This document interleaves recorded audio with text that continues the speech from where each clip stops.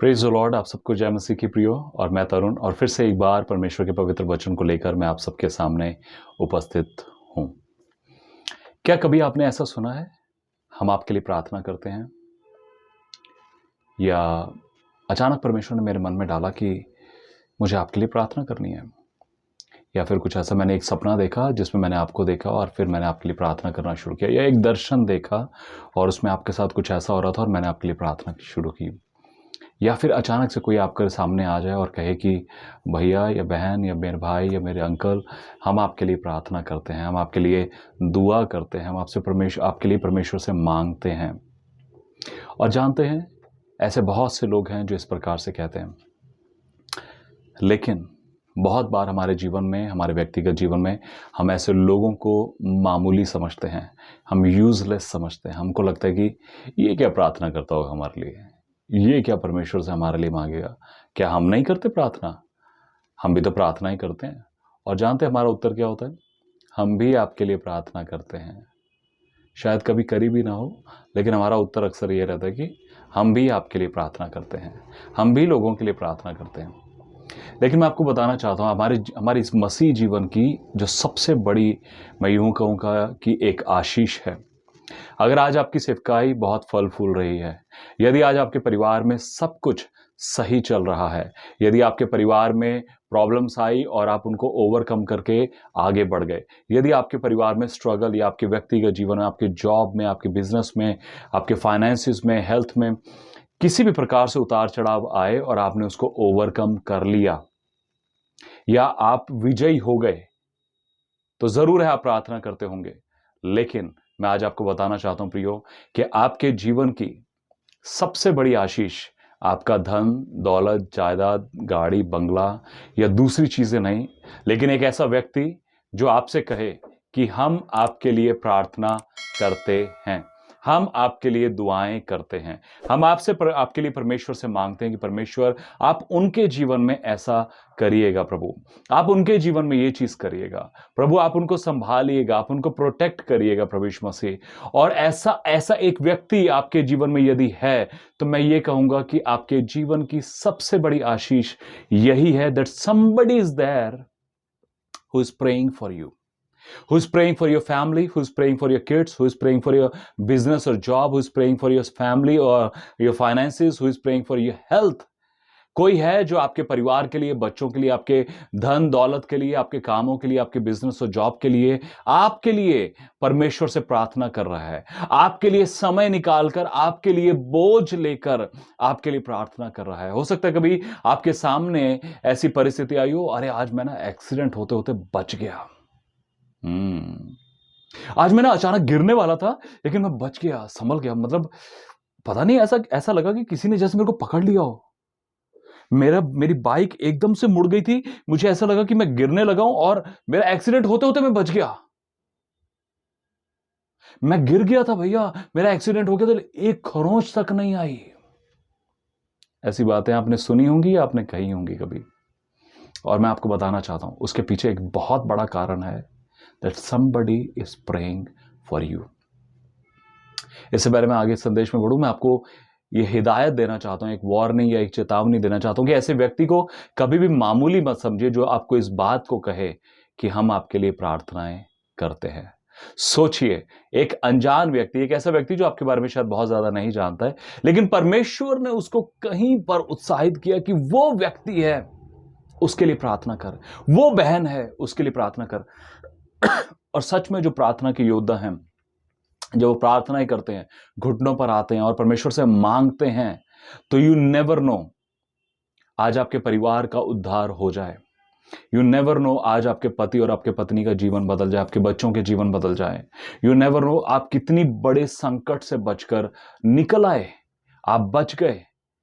आप अगर, मैं यूं कहूंगा कि पिछले सालों में हमने देखा कि कोरोना की कितनी बीमारियां और कितनी तरह से लोग मरे और कितनी तकलीफों में आज तक भी लोग तड़प रहे हैं, लेकिन आप बचकर निकल गए, आप सुरक्षित हैं, आप सब तरीके से प्रॉस्पर हो गए। तो मैं आपको सच बताना चाहता हूं, that somebody is there who is praying for you। कोई तो है जो आपके लिए प्रार्थना कर रहा है। मैं चाहता हूँ आप इस बात पे ध्यान दीजिए। मेरे साथ देखिए पहला शमूएल उसके 7वें अध्याय में, पहला शमूएल उसके 7वें अध्याय में पुराने नियम में देखिए 336 नंबर पेज पर है, और मैं आपके लिए पढ़ रहा हूँ 5वें वचन से। फिर शमूएल ने कहा, सब इजराइलियों को मिस्पा में इकट्ठा करो और मैं तुम्हारे लिए प्रार्थना करूंगा। हालेलुया। शमूएल ने इस बात को इजराइल के लोगों से कहा कि सबको इकट्ठा कर लो और मैं तुम्हारे लिए प्रार्थना करूंगा। आप जानते परमेश्वर ने अपने लोगों को रखा किस लिए? एलिया, मूसा, शमूएल, ये जितने भी लोग थे वो इजराइल के लिए प्रार्थना ही करते थे। इजराइल की प्रोटेक्शन के लिए वो इतनी गलतियां करते जा रहे थे इजराइल के लोग कि बार बार बार बार आज भी आप देखिए यूट्यूब पर, फेसबुक पर और जगह जगह, प्रे फॉर यरूशलेम, pray for Israel, pray for this and pray for yes. और आज जो हम अद्भुत काम परमेश्वर के होते हुए देखते हैं उसके पीछे रीजन है कि लोग उनके साथ खड़े हुए हैं आज भी। और ये कोई आज का संदेश नहीं है प्रियो, ये हजारों साल पहले जब शमूएल ने इजराइल के लिए प्रार्थना करी, उसने इस बात को कहा कि मैं इजराइल के लिए प्रार्थना करूंगा। आप वो इजराइल हैं प्रियो, परमेश्वर की ओर से आप वो चुना हुआ जन है, और हम वो शमूएल हैं जो आपके लिए प्रार्थना करते हैं। और हर एक जन वो शमूएल है जो परमेश्वर के लोगों के लिए, उस कलीसिया के लिए, परमेश्वर के दासों के लिए, परमेश्वर के चुने हुए भक्तों के लिए आज प्रार्थनाएं कर रहे हैं, जो जेलों में हैं और वो छूट कर वापस आ रहे हैं। उसके पीछे कारण यही है कि कोई तो है जो उसके लिए लॉ लगाकर प्रार्थना कर रहा है। तो शमूएल ने इस बात को कहा कि मैं तुम्हारे लिए प्रार्थना करूंगा। देखिए तब क्या होता है, 6वां वचन। तब वे मिस्पा में इकट्ठे हुए और जल भर के यहोवा के सामने उडेल दिया और उस दिन उपवास किया और वहां कहने लगे, हमने यहोवा के विरुद्ध पाप किया है। और शमूएल ने मिस्पा में इजराइलियों का न्याय किया। तब जब पलिश्तियों ने सुना कि इजराइली मिस्पा में इकट्ठे हुए हैं, तब उनके सरदारों ने इजराइलियों पर चढ़ाई की। यह सुनकर इजरायली पलिश्तियों से भयभीत हुए। जब पलिश्तियों ने इजरायलियों पर चढ़ाई की, वो डर गए, वो परेशान हो गए। लेकिन भूलिए मत, शमूएल उनके लिए प्रार्थना कर रहा है। हालेलुया। शमूएल उनके लिए प्रार्थना कर रहा है। फिर देखिए 8वें वचन में, और इजरायलियों ने शमूएल से कहा, हमारे लिए हमारे परमेश्वर यहोवा की दुहाई देना ना छोड़, जिससे जिससे वह हमको पलिश्तियों के हाथ से बचाए। अब वो इस बात को समझ रहे कि यस, इसकी प्रार्थना के द्वारा, और वो कहते कि हमारे लिए प्रार्थना करना मत छोड़। प्रियो, अगर आप एक ऐसे व्यक्ति को पा जाएं जो सच में आपके लिए उपवास रखे, आपके लिए समय निकाले, आपके लिए घंटों घंटे प्रार्थना में बैठे, आपके लिए परमेश्वर से मांगे, आपके बच्चों के लिए, मैं समझता हूं कि इससे बड़ी आशीष आपके लिए नहीं हो सकती। क्योंकि जो कुछ आज आपके पास है ना, उसके पीछे किसी की प्रार्थनाओं का हाथ है। अगर आज आप उद्धार पाए हैं तो किसी की प्रार्थनाओं का हाथ है। अगर आप बीमारियों से और मौत से निकलकर वापस आ गए हैं तो किसी की प्रार्थनाओं का हाथ है पीछे प्रियो। अगर आप एक अच्छी जॉब कर रहे हैं, अगर आपको आज एक अच्छी सैलरी मिल रही है, प्रमोशन मिल रही है, आपके जीवन में चीजें बेहतर हो रही हैं, किसी की प्रार्थनाओं का हाथ है प्रियो। जी हां, हालेलुया। उसके बाद देखिए 9वें वचन में, तब शमूएल ने एक दूध पीता मेमना ले सर्वांग होम बलि करके यहोवा को चढ़ाया, और शमूएल ने इजराइलियों के लिए यहोवा की दुहाई दी और यहोवा ने उसकी सुन ली। किसकी सुन ली? शमूएल की। किसके लिए सुन ली? इजराइल के लिए। हालेलुया। हो सकता है कभी आप इतने बिजी हैं, आप प्रार्थना नहीं कर पा रहे हैं। हो सकता है कभी आप डिप्रेस हैं, कभी आप कंफ्यूज हैं, कभी आप एक ऐसी स्ट्रगल, एक ऐसी सिचुएशन से होकर गुजर रहे हैं जहां पर आपका मन ना लग रहा हो प्रार्थना में, या आपको लग रहा हो कि बस क्या करूं, कुछ समझ नहीं आ रहा है। यस, लेकिन परमेश्वर ने आपको छोड़ा नहीं है। परमेश्वर ने किसी और को बोला हुआ है आपके लिए कि भाई उसके लिए प्रार्थना कर। मैं जानता हूं मेरा वो जन थोड़ा कमजोर हुआ है, लड़खड़ा रहा है, चिंतित है, परेशान है, लेकिन मैंने उसको छोड़ा नहीं है। मैं नहीं चाहता हूं कि उसका बुरा हो जाए, मैं नहीं चाहता हूं कि उसका नुकसान हो, मैं नहीं चाहता हूं वो किसी भी तरह से बैकस्लाइड हो जाए। तो प्लीज तू खड़ा हो जा और तू प्रार्थना करना शुरू कर उसके लिए। तू प्रार्थना कर उस योद्धा के लिए, वो खड़ा होगा। यही यही कलीसिया का रोल है प्रियो, कि हम एक दूसरे के लिए प्रार्थनाएं करें। हालेलुया। फिर देखिए, यहोवा ने उसकी सुन ली। यहोवा ने शमूएल की सुन ली। इज़राइल के लिए। हालेलुया। प्रियो, आप नहीं जानते कि परमेश्वर ने किसकी सुनी है आपके लिए, और आज आप यहाँ पर इस संदेश को देख रहे हैं। हम प्रार्थनाएं करते हैं, हम ऑनलाइन मीटिंग्स करते हैं ट्यूसडे, सैटरडे और संडे को, और सुबह अन्य भाषा की प्रार्थना करते हैं 5 से 6।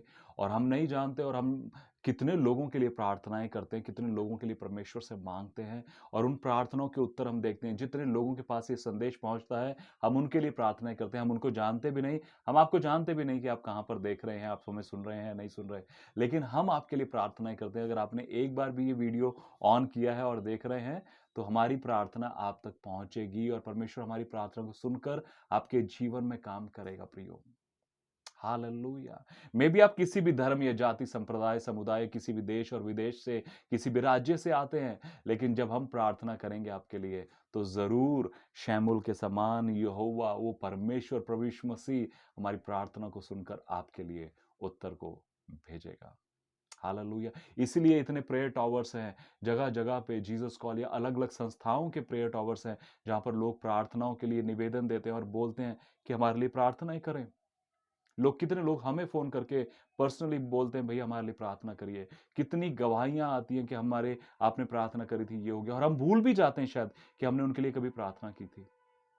लेकिन परमेश्वर नहीं भूलता है, परमेश्वर ने सुनकर उत्तर देता है परमेश्वर। देखिए 10वें वचन में, जब यहोवा ने उनकी प्रार्थना सुन ली, तब क्या हुआ देखिए।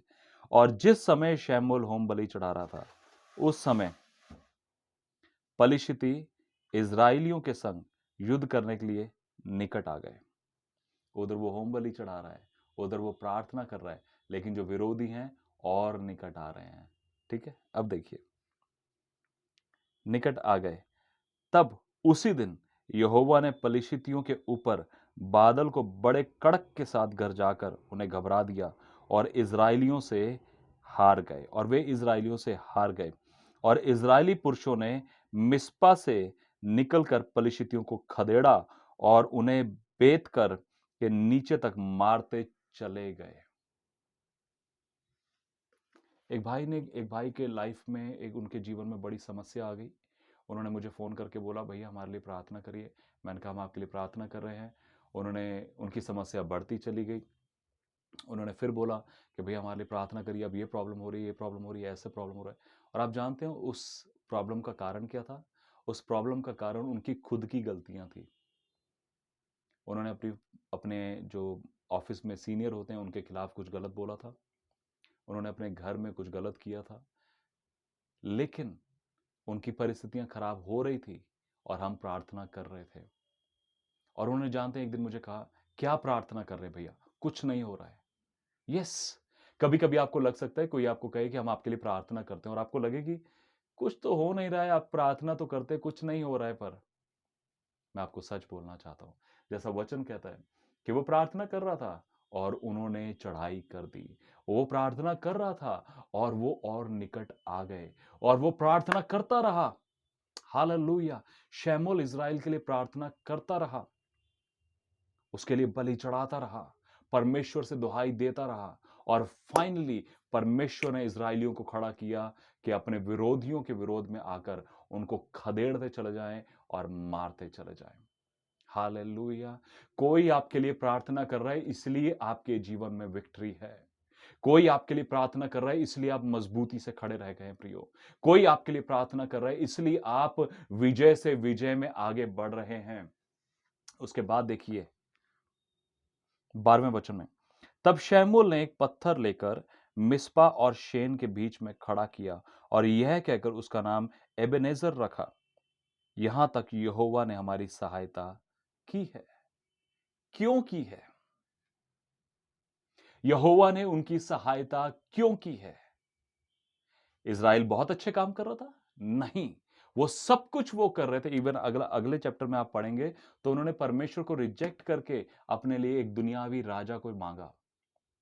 ऐसा नहीं था कि इज़राइल बहुत अच्छे काम कर रहा था, लेकिन इसलिए यहोवा उनके साथ था क्योंकि शमूएल दुहाई दे रहा था। हालेलुया। शमूएल उनके लिए प्रार्थनाएं कर रहा था, इसलिए यहोवा ने उनकी सहायता की है। फिर 13 वचन में देखिए, तब पलिश्ती दब गए और इज़राइलियों के देश में फिर ना आए, और शमूएल के जीवन भर यहोवा का हाथ पलिश्तियों के विरोध में बना रहा। इस बात को समझिएगा।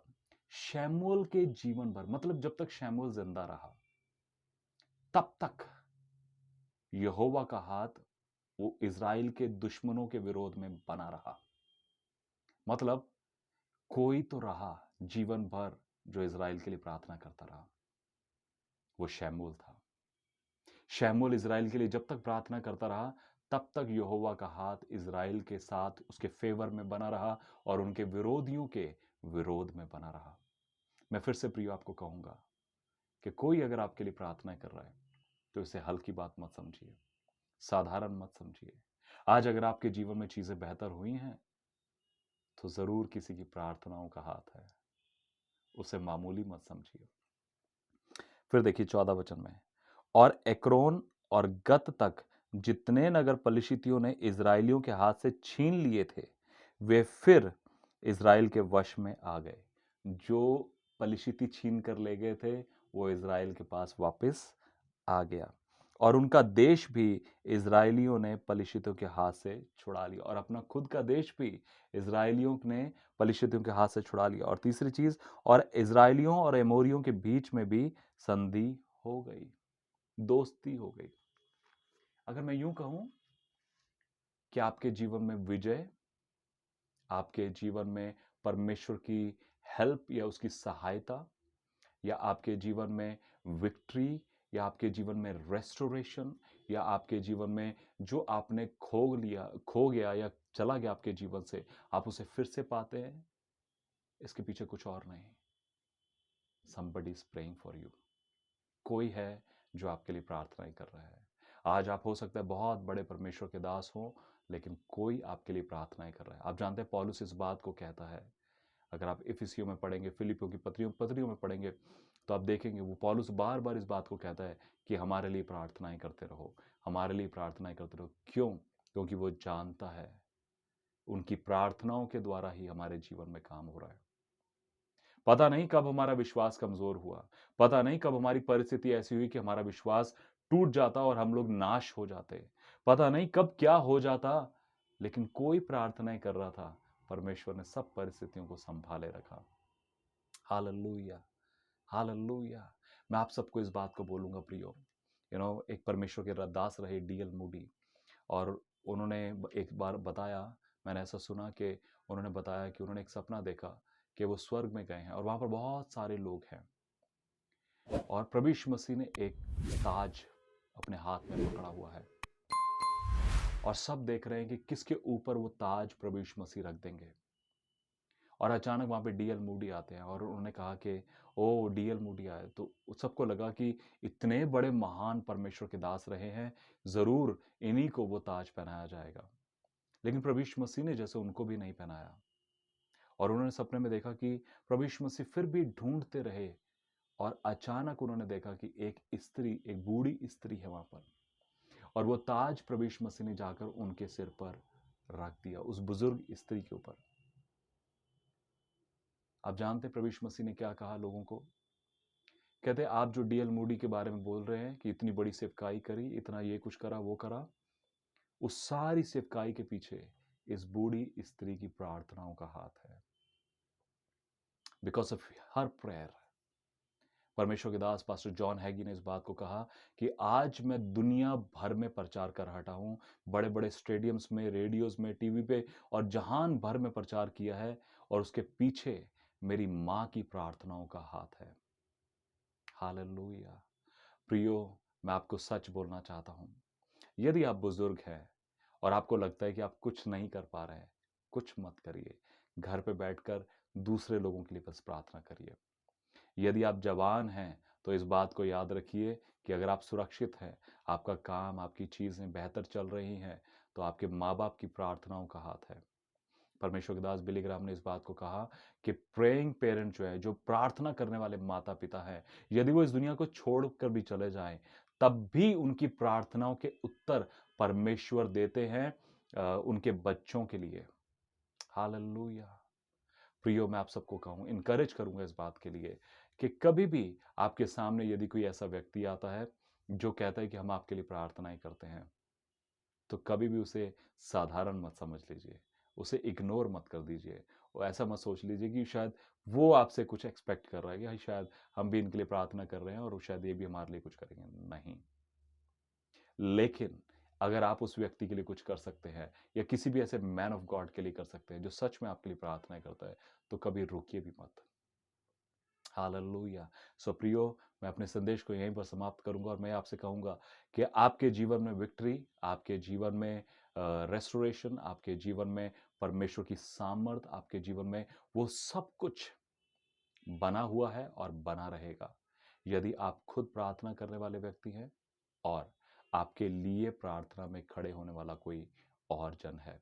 अगर आप एक ऐसे व्यक्ति को या ऐसे कुछ लोगों को ढूंढ लेते हैं जो प्रार्थनाओं में आपके साथ बैठ सकते हैं, या आप कहीं प्रचार करने जा रहे हैं, अगर आप कहीं देखें बड़े बड़े परमेश्वर के दासों को, बेनिहीन या कहीं बड़े बड़े परमेश्वर के दासों को देखें, तो आप देखेंगे स्टेज पर बहुत से और भी लोग बैठे रहते हैं और पास्टर्स होते हैं।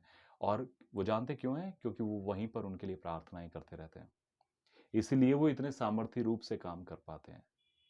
हालेलुया। परमेश्वर का आत्मा उनको लेकर चलता है। सो मैं आपको इनकरेज करूंगा, अगर आपको कोई ऐसा व्यक्ति मिल जाए जो आपके लिए प्रार्थनाएं करता है या आपको कहता है कि हम आपके लिए प्रार्थना करते हैं, तो उसे साधारण मत समझिए, उसे मामूली मत समझिए। ये शैमुल की प्रार्थनाएं हैं जो इज़राइल को विक्ट्री में लेकर चला। हालेलुया। जब तक वो जीवित था, जब तक कोई ऐसा जीवित है जो आपके लिए प्रार्थनाएं कर रहा है, आप हमेशा आगे बढ़ते रहेंगे। लेकिन अगर कोई प्रार्थना करने वाला नहीं है और अगर आपने किसी की प्रार्थनाओं को मामूली समझ लिया, तो फिर वो सही नहीं है। एक बहन है, मैं उनको जानता हूँ, उन्होंने मुझे एक बात को कहा कि मैं किसी के बारे में गलत नहीं बोलती क्योंकि मैं नहीं जानती कि कौन मेरे लिए प्रार्थनाएं कर रहा है। आप जानते हैं, और ये बात मुझे बहुत अच्छी लगी कि अगर हम किसी के बारे में गलत ही बोल रहे हैं, तो मुझे पता नहीं शायद वही व्यक्ति मेरे लिए प्रार्थनाएं करता हो, तो उनकी प्रार्थनाओं का क्या मतलब रहेगा। इसलिए प्रियो, किसी को भी मामूली मत समझिए। प्रार्थना करने वाले आपके लिए प्रार्थनाएं कर रहे हैं, उनकी प्रार्थनाओं को वैल्यू करें, ऐसे लोगों को वैल्यू करें जो समय निकाल कर आपके लिए दुआएं करते हैं।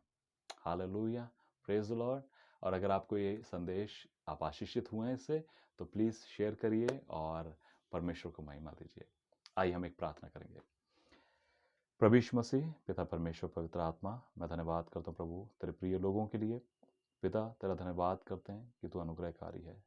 और प्रभु, यहाँ पर मौजूद जितने भी भाई बहन हैं जो परमेश्वर इस संदेश को सुन रहे हैं प्रभु, मैं यीशु मसीह के नाम से हर एक फैमिली को, हर एक हस्बैंड वाइफ को, बुजुर्गों को, जवान बच्चों को, छोटे बच्चों को, और प्रभु जो बिल्कुल बेबीज़ हैं, उन सबको आशीषित करता प्रभु। छोटे से छोटे बच्चे हर एक ऐसे बीमारी, इन्फेक्शन, वायरस से और हर एक ऐसी स्पिरिट से बचे रहें परमेश्वर, जादू टोनों से बचे रहें प्रभु। हम प्रार्थना करते हैं परमेश्वर, यदि कोई भी है यहाँ पर जिसके पेट में कोई गाँठ है प्रभु, यीशु के नाम से वो स्वतंत्र हो जाए प्रभु, गाँठ खुल जाए प्रभु यीशु के नाम से। हमारी प्रार्थना, कोई भी स्टमक इन्फेक्शन है, तो यीशु मसीह के नाम से चला जाए प्रभु।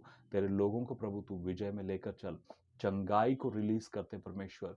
छू और चंगा कर प्रभु, जिसके घुटनों में दर्द है प्रभु, घुटनों से दर्द जाने पाए परमेश्वर। यदि किसी को कैंसर के लिए भी डिक्लेयर किया गया है या लास्ट स्टेज पर है प्रभु, यीशु के नाम से हम उस रिपोर्ट को कैंसिल करते हैं प्रभु। We cancel the cancer in the name of Jesus and we speak your health, your restoration over them O God. We bless them. तू अनुग्रह करने वाला परमेश्वर है प्रभु, दया कर तेरे लोगों पर और तेरी महिमा ले। तेरा धन्यवाद करते हैं, प्रभु यीशु के नाम से मांगते हैं, आमीन, आमीन। सो मे गॉड ब्लेस यू। जय मसीह की। Praise Lord.